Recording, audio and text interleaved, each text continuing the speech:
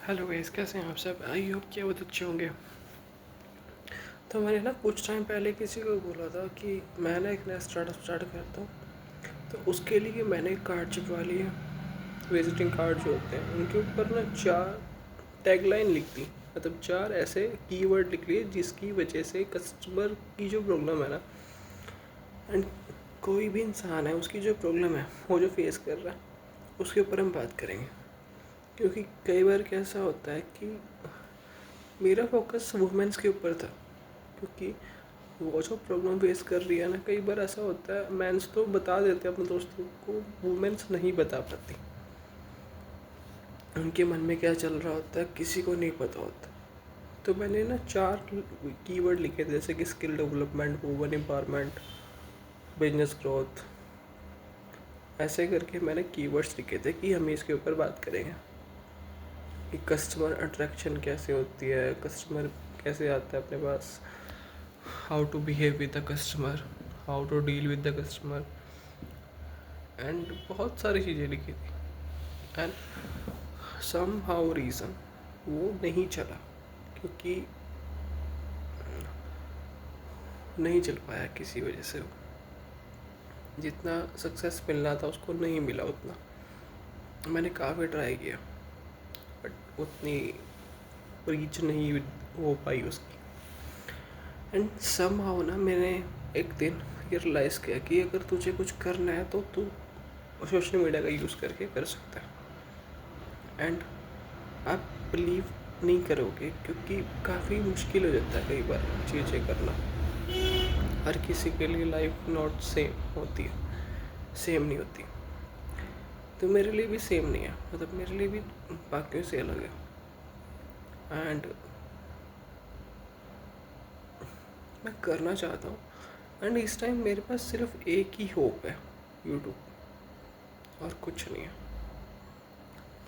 दिल से ये उम्मीद है कि एक ना एक दिन ये चलेगा, और इस उम्मीद के चक्कर में मैं सुबह से शाम तक सिर्फ इसके बारे में सोच रहा हूँ कि ये कैसे चलेगा, ये कैसे ग्रो हो सकता है, कि पब्लिक मेरे को कैसे देखे, मतलब उनको ऐसा कौन सा कंटेंट दूँ जिससे वो मुझे देखे।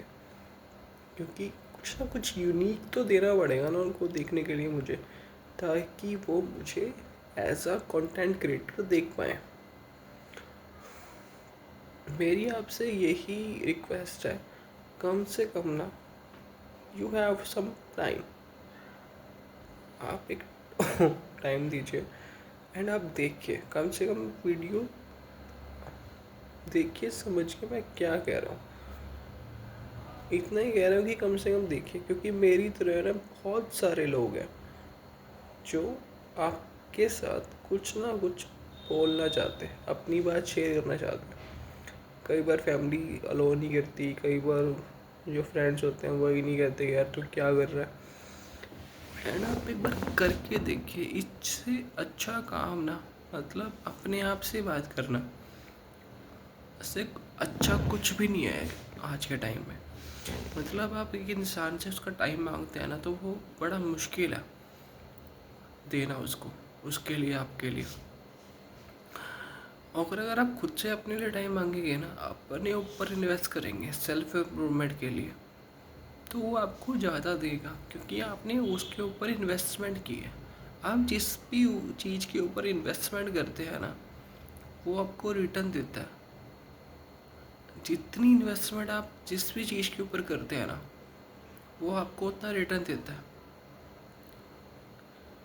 हमारी इकोनॉमिक्स में एक टैगलाइन थी, एक चैप्टर था मल्टीप्लिकेशन का, तो उसमें एक लाइन थी, एक डेफिनेशन थी कि गुनाह जो है ना वो 2 कारणों से बढ़ता है।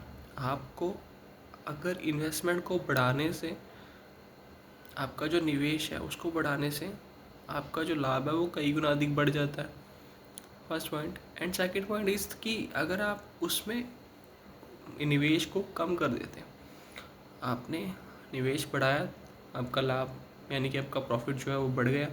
एंड सेकंड थिंग इज़ कि आपको अगर उसका जो निवेश है यानी कि जो इन्वेस्टमेंट की थी आपने उसके अंदर वो कम कर देते, तो आपका जो लाभ है वो हानि में भी बदल सकता है।